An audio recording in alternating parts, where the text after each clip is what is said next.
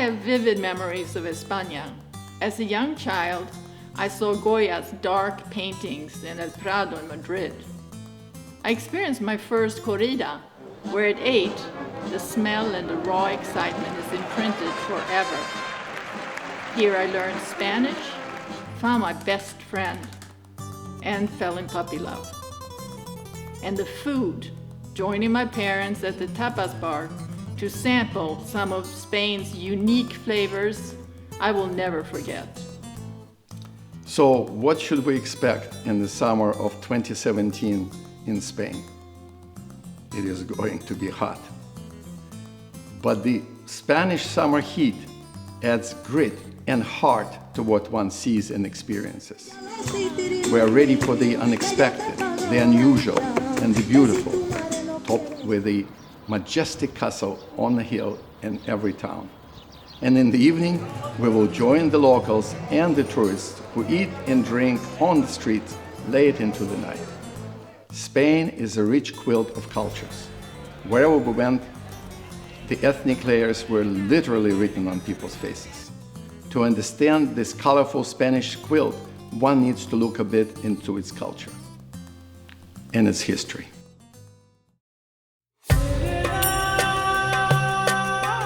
By the 6th century BC, the Iberians of the coast had absorbed influences from the Phoenician and Greek colonies. After the Second Punic War between Carthage and Rome, Rome took possession of the area. Over the next century, Spain was thoroughly Romanized in language, economy, and culture, and later converted to Christianity. 3 Roman emperors were born here. When the Western Roman Empire crumbled in the 5th century, the Germanic Visigoths established their kingdom with a capital in Toledo. 2 centuries later, Muslims from northern Africa captured most of the peninsula. Here, the words Moors, Berbers, Arabs, and Muslims are often used interchangeably to describe these invaders. They called their new land Al-Andalus and transformed it into the cultural light of Europe.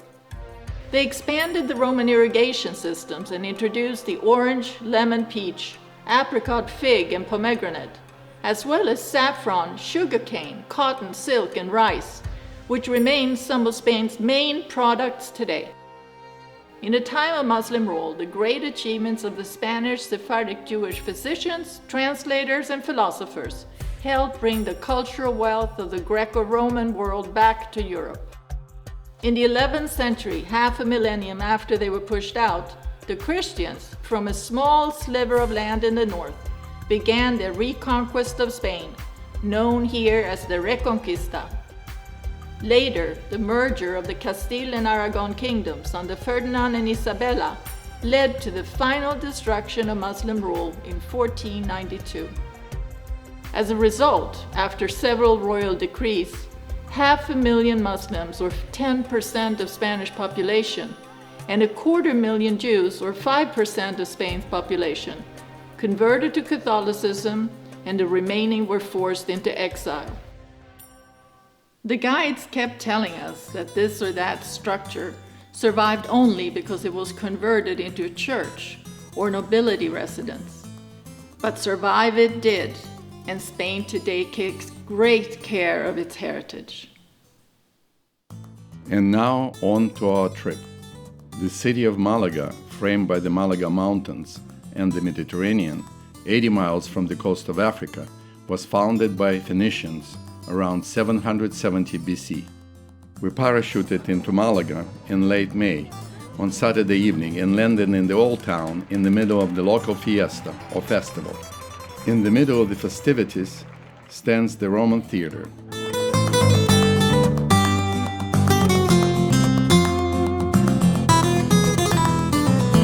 This fiesta has street concerts and free admissions to museums.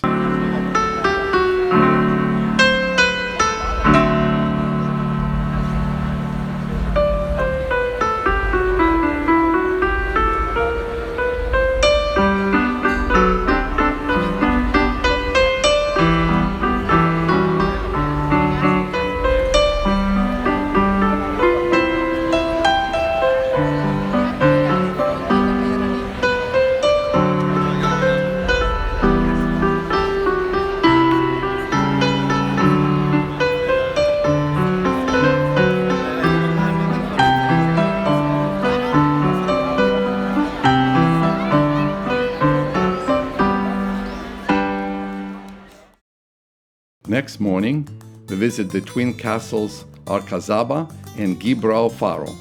Throughout the country, the Spaniards use Arabic-sounding word Alcazaba or Alcazar to describe their castles. These two castles sit high on the hills, one above the other, and have their beginnings in the 8th century BC.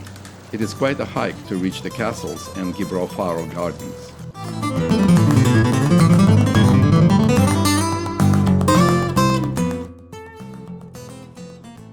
In the afternoon, a drive to Ronda. A jewel on a mountain plateau, Ronda is nested above the gorges. It is a town of about 35,000 inhabitants, and it is one of the most romantic destinations in Spain. Because of its heights, Ronda was founded as a fortified post in the Second Punic War by the famous Roman consul Scipio Africanus. Ronda is all about heights. The views are unbelievable, as long as I can stay away from the edges of the cliffs. Our great third-level hotel, Montelirio, with a restaurant and a pool overlooking the gorge, is in the old town. And although our room is not facing the gorge, when we breakfast, we see the drop right under us.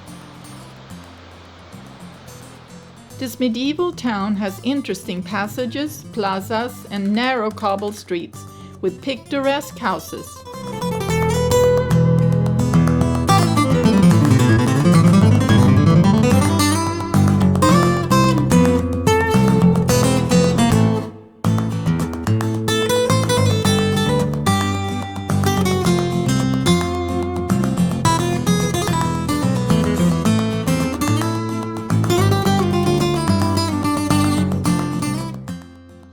There are 3 bridges in the old town which span the Tajo Gorge. Puente Romano, or Roman Bridge, which in fact was built by Arabs. Puente Arabe, or Arab Bridge, also known as Puente Viejo, or Old Bridge.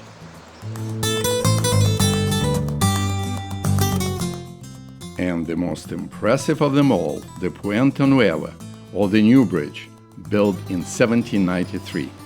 To shoot the new bridge, I have to go down a steep canyon dirt road and then climb up a steep hill. I did all of this, and now I find out that there is much easier way to get there.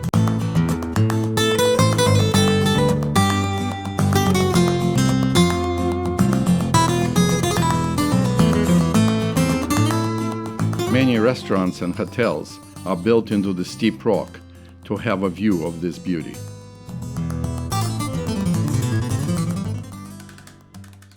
Carved in the cliffs of the El Tajo Gorge is a surprising water mine and a small fortress that dates back to the Moorish era. The structure, Casa del Rey Moro, with the gardens at the top and the mine below, was protecting city water supplies. And for centuries, this mine was the only source of water into the city. Slaves, chained to the 230 steps carved into the rock, were passing water bags upward to the street level.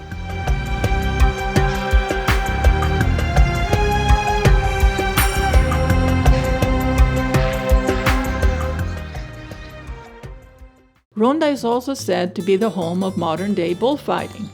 18th century Real Maestranza bullring is one of the oldest and most picturesque in Spain.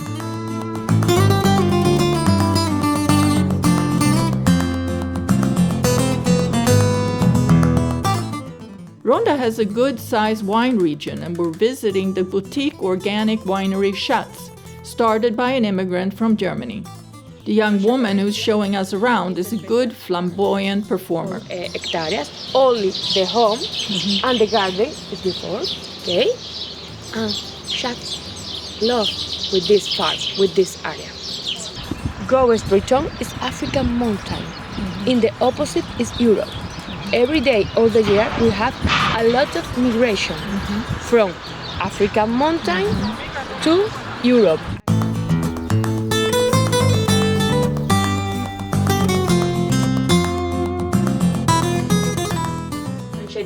The Riesling for Chardonnay, and all the production for white wine is Chardonnay at the moment. But it's good. Yes, and now we made the testing. The wine is also good and the food is great, especially the chorizo salami and the dark chocolate. You tasting dark chocolate. Next stop, Granada. Granada, tierra soñada por mí. First, Alhambra, red in Arabic, a magnificent highlight of this Spanish quilt. It is a good-sized town on a hill built by Arab kings, with several palaces, gardens, and a castle. In the afternoon sun, the Alhambra citadel turns to bright orange, and one understands why it is so well known.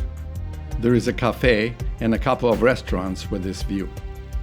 Alhambra is so popular that to get a ticket we had to arrange a guided tour a month in advance. Each part of the complex has its own controlled in and out gate, and one cannot go back during a visit. We are going through this Arab-built kaleidoscope of palaces and courtyards, with ponds and noiseless fountains. The walls are decorated with Quranic verses. The ornate windows have garden views, and the ceilings have imageless depictions of the 7 steps of heaven. The 8th is for God. We find ourselves moving so carefully as to not make noise and disturb these beautiful marvels around us.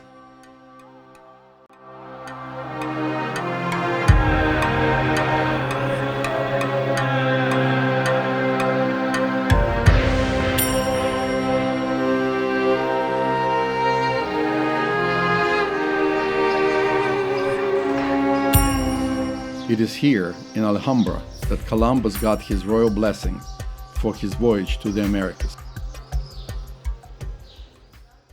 Just outside the medieval palaces, Charles V commissioned a Renaissance-style palace to contrast the rest of the Muslim architecture.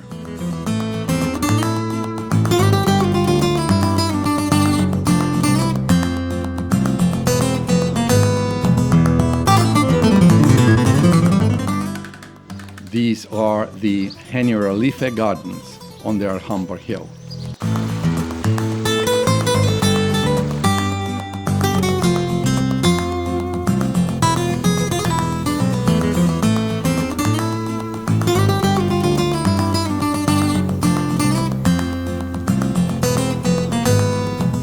And when we get outside, we see this gorgeous city.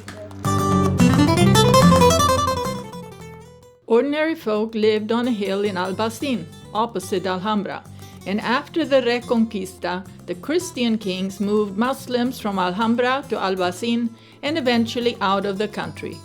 Albaicín has many interesting houses of Morisco construction, and it's great to wander through its medieval streets.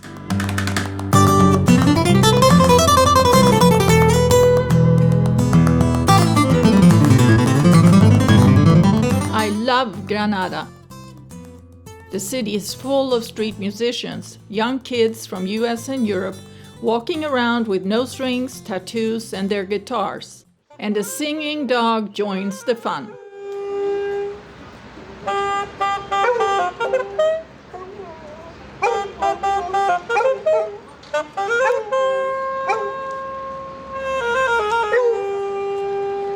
Walking through Granada's old Jewish quarter, we see the statue of 12th century Yehuba Ibn Tibbon, who was a doctor, translator, and poet. His translations helped disseminate Greek, Roman, and Arabic culture in Europe. Next day, we're at Granada's Cathedral. Attached to the cathedral is the Royal Chapel, which Isabella and Ferdinand selected for their burial.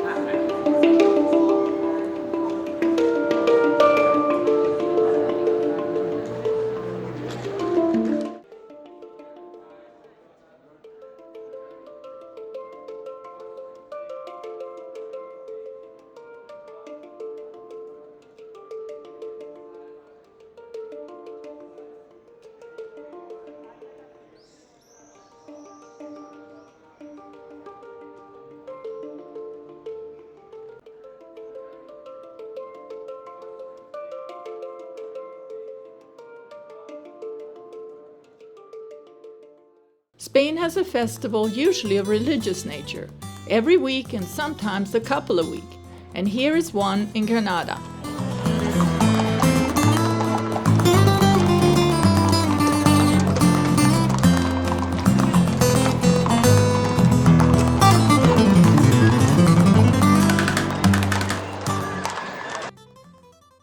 We're taking a very pleasant 3-hour bus ride from Granada to Cordoba. Fields and fields of olive and almond orchards, and the golden sunflowers with their faces turned towards the sun. Andalusia supplies a lot of agricultural products to Northern Europe, especially off-season. One interesting tidbit, the streets of Andalusian cities are lined with orange trees. Those are bitter oranges, which are used for marmalade. In Cordoba, we are staying in the old town's Hotel Eurostar's Conquistador. It is built over the ruins of a Roman house, so to walk from the restaurant area to our room, we pass through the ancient dwelling. Cordoba, on the banks of Guadalquivir River, now a town of over 300,000, was the capital of Roman Feudal Spain, and the great philosopher Seneca was born here. Because some of the Roman structures served important utilitarian functions for the consequent civilizations, there are very well preserved Roman walls, gates, towers, and a 2,000-year-old, 270-yard-long, magnificent bridge.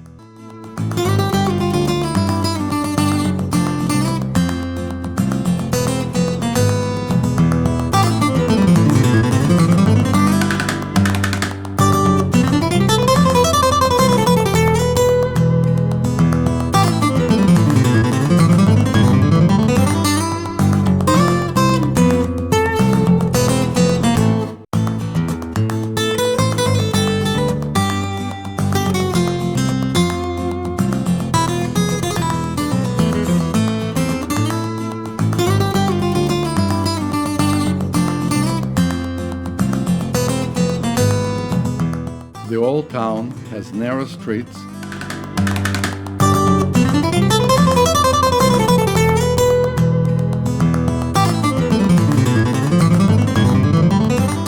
long flights of steps, and house courts with gardens. By design, our hotel is across from one of the most famous sites in Spain, La Mezquita. Today we're visiting the 7th century mosque, converted into a church after the Reconquista. Historians tell us that but for this conversion, the mosque would not have survived. And here is the Grand Mosque from the Roman bridge.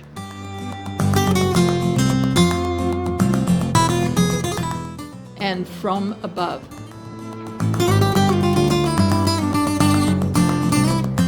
To allow several thousands of worshippers enter and exit this very large mosque 5 times a day, the structure has many beautiful entrances.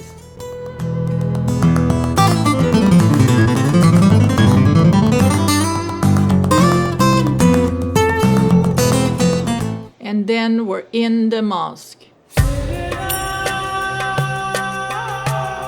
We're walking and do not want to leave.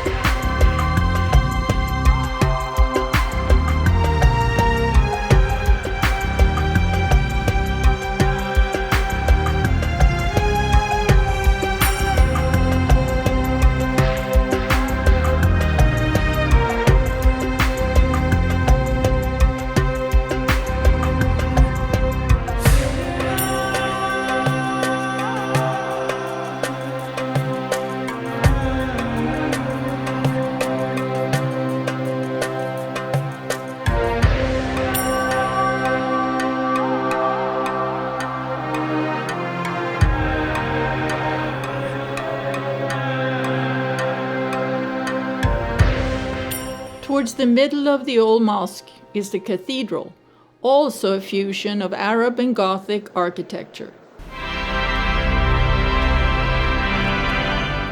And so, another patch of the Spanish quilt is revealed.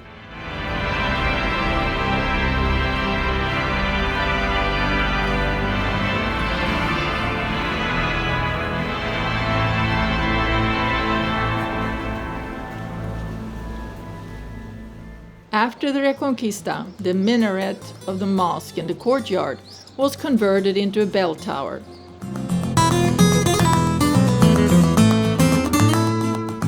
At night, there are different hues. And the great mosque, the cathedral, and the Roman bridge paint exquisite pictures as the dusk morphs into the night.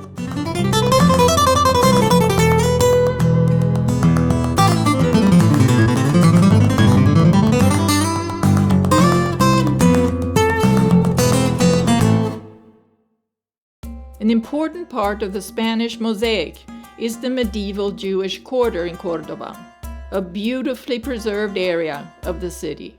This early 14th century synagogue, the only one which avoided destruction, is now a museum. It is built in mudéjar tradition of stucco panels. Mudéjar is a style of medieval Iberian architecture, strongly influenced by Moorish taste and workmanship. This is the prayer hall.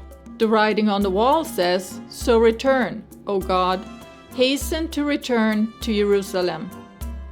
There's also a museum of a typical Jewish house in the quarters, Casa de Sefarad, which contains some items of Sephardic life. We stroll through the rooms with their elaborate festive outfits and exquisite jewelry from the old Sephardic life in Spain.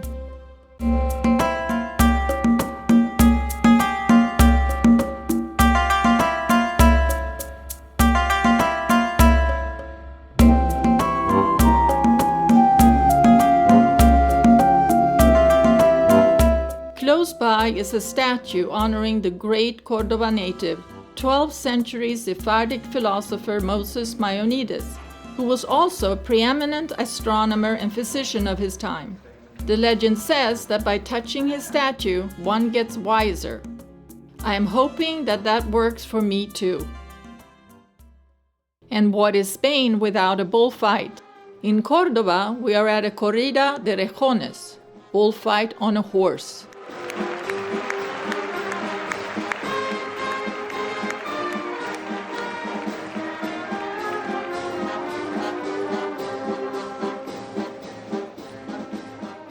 We took a 1.5-hour train ride from Cordoba to Sevilla, and now are at what we think are going to be our best digs of this trip.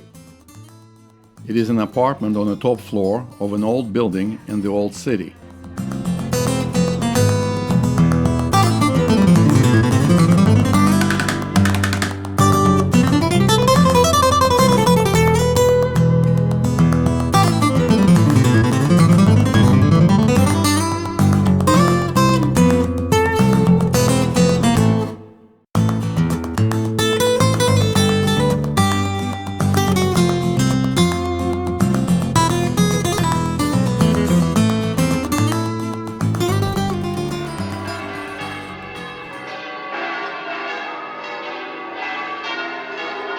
Our patio has a view of Middle Eastern-looking housetops and Sevilla's Cathedral Tower, called La Giralda.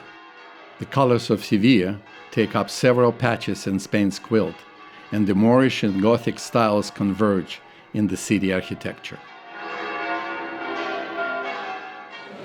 So far, we think this is the best hotel, actually it's an apartment, that we had on our trip in Spain, and it's lovely. We can have wonderful dinner. So we decided to show you a wonderful cafe. And it's outside in the patio, overlooking Cathedral and Giralda, as they call it, the big tower. So we would like to drink to everybody's health. And how it's doing. Cheers. Cheers.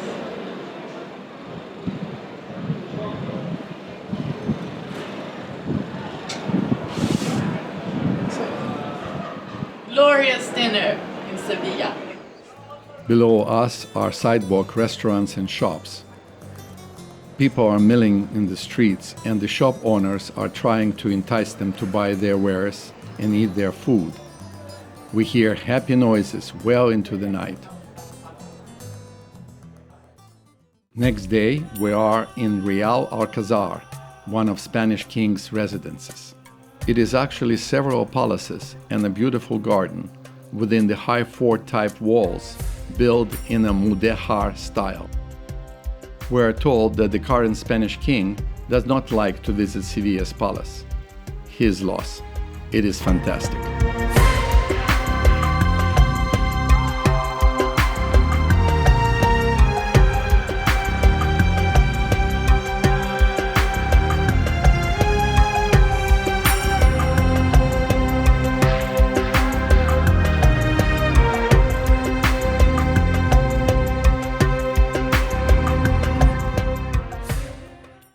And here is the garden.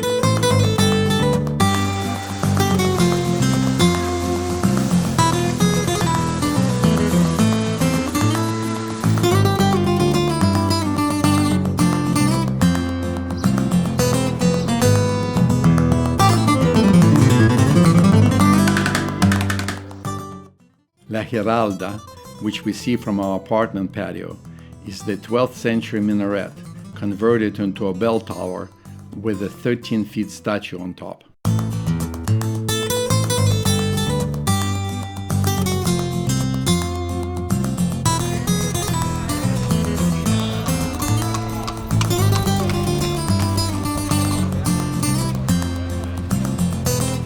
This bell tower is a part of a very large cathedral.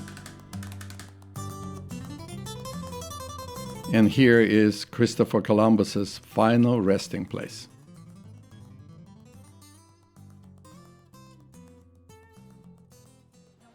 Sevilla's Maria Luisa Park has a very large, ornate Plaza de España.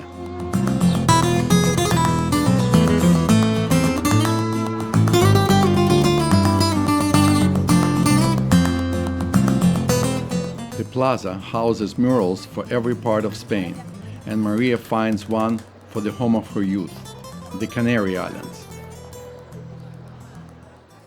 Walking the city, we catch street flamenco in the heat at the edge of the park.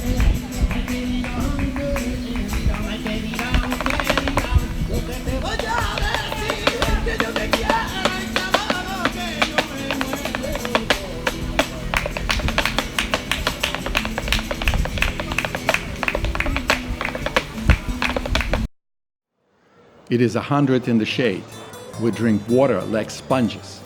Ice cream parlors are doing brisk business, with their doors open to the sidewalks. God knows how they keep their ice cream cold, and the restaurants are spraying cold mist on their patrons. And now, a little bit about a lot of food. A rich patch of the beautiful Spanish medley. Spain has more than one bar or restaurant per 130 people. It is the highest ratio in the Western world.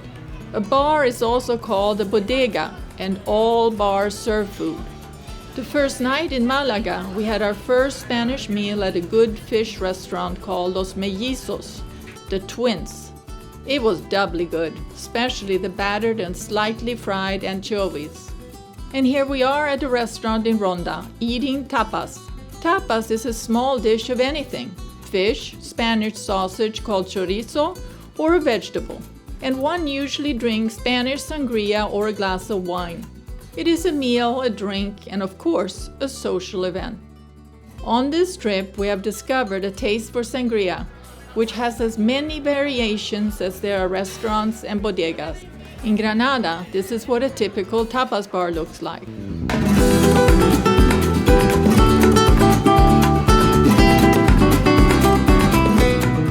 There are food markets in most major cities of Spain. Some are purely tapas markets, where different vendors sell their tapas specials, wine and sangria. They are mostly geared to tourists.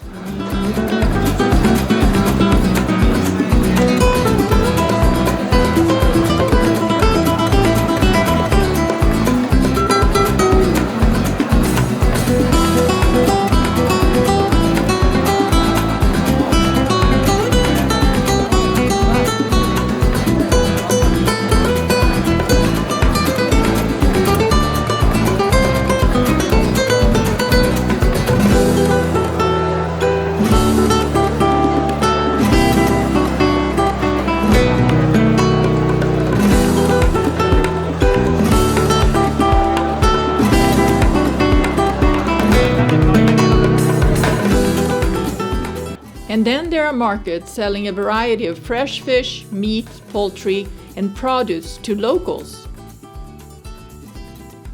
On our last night in Sevilla, we found a great bodega with a real character as a barman.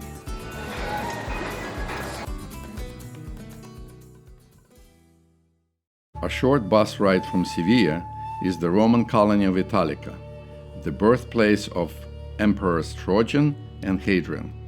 There is not much left from its past glory. In the 17th century, the population of the neighboring towns took it apart, stone by stone, literally.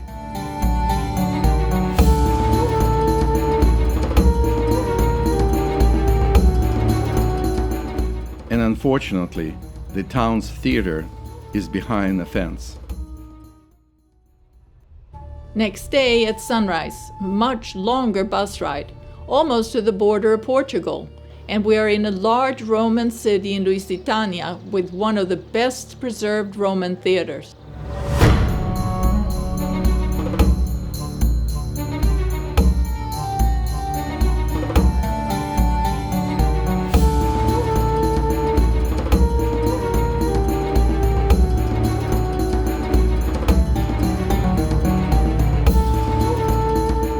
But what sets Merida apart is how it cares for its history. Walking into the city's Roman History Museum, we are transported in time. The architect truly captures the feeling.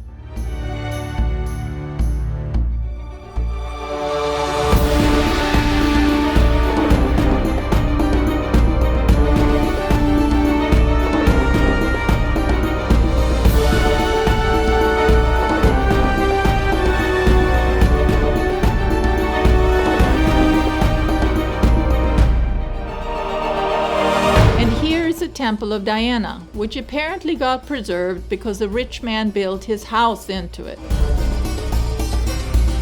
Merida also has the longest Roman bridge. It is still being used as a pedestrian bridge. We said goodbye to Andalusia and now are in the medieval town of Segovia, northwest of Madrid. First, the castle, Alczar of Segovia. It is believed to be the prototype for the Disney castles. It is really something, is it not?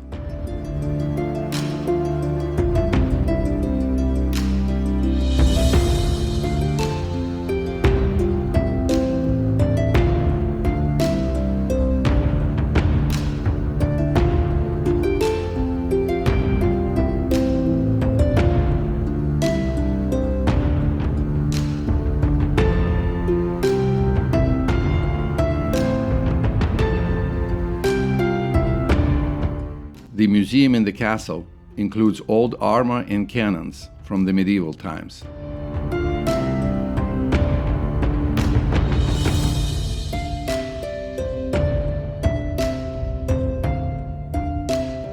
From the top of the castle is an excellent view of the medieval walled city of Segovia. We walk through the narrow streets following the walls of the city.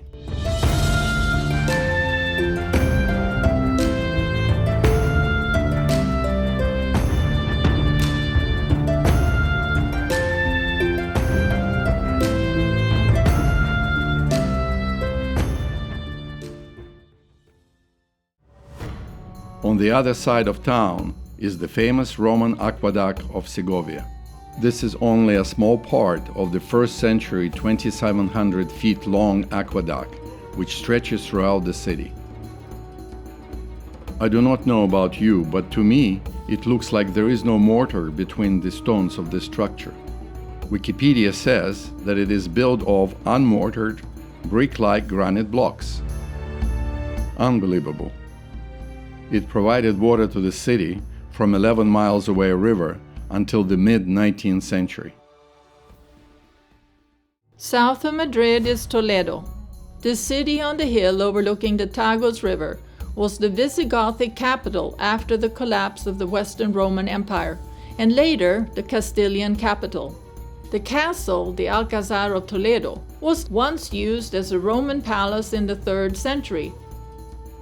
Toledo is a rich mixture of Roman, Visigothic, Arab, Christian, and Jewish cultures, and it adds a blend of colors to the Spanish quilt. There is an interesting Roman bridge in Toledo, with towers on both sides of the river.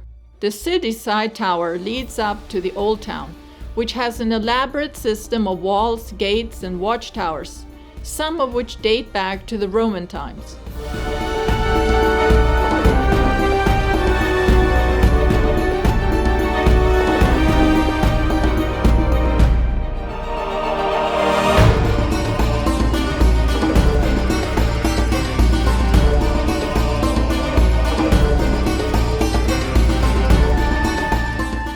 This medieval labyrinth leads us to the town center and a cathedral.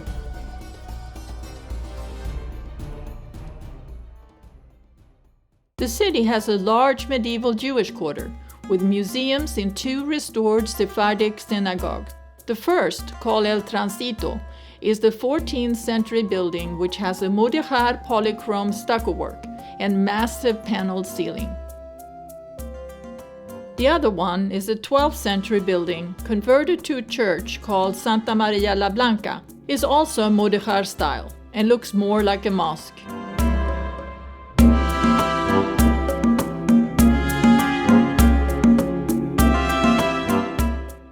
At the end of our visit to any city in Spain, we find ourselves at a train or a bus station.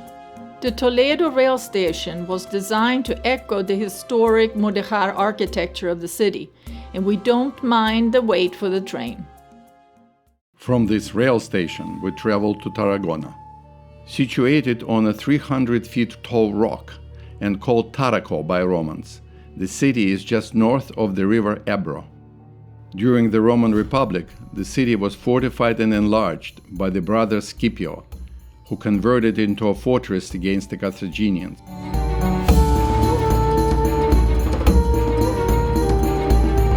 The sign on the building in Latin says, Tarraco, the work of Scipionus. In the early imperial times, Augustus built many city buildings, and here is his statue at one of them. The remains of an ancient Roman circus, where they held the chariots games, both above and below ground, are giving us a perspective of the size of the city in those days.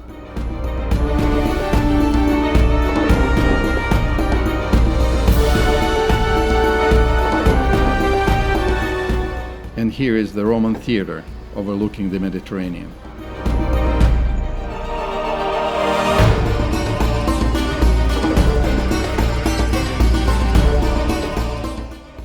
And now we are following a path along the ancient walls of the city. The walls are the oldest Roman construction outside of Italy, still standing.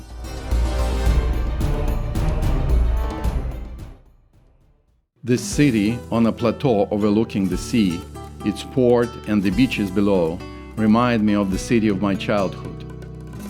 The boulevards, people stroll around in the evening. Buses follow the coast to small beach towns.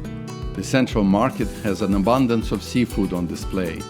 Cafes are full of people drinking wine and sangria. Everybody is very relaxed. It is a wonderful place to end our month of taking in the spirit of this stunning quilt called Spain.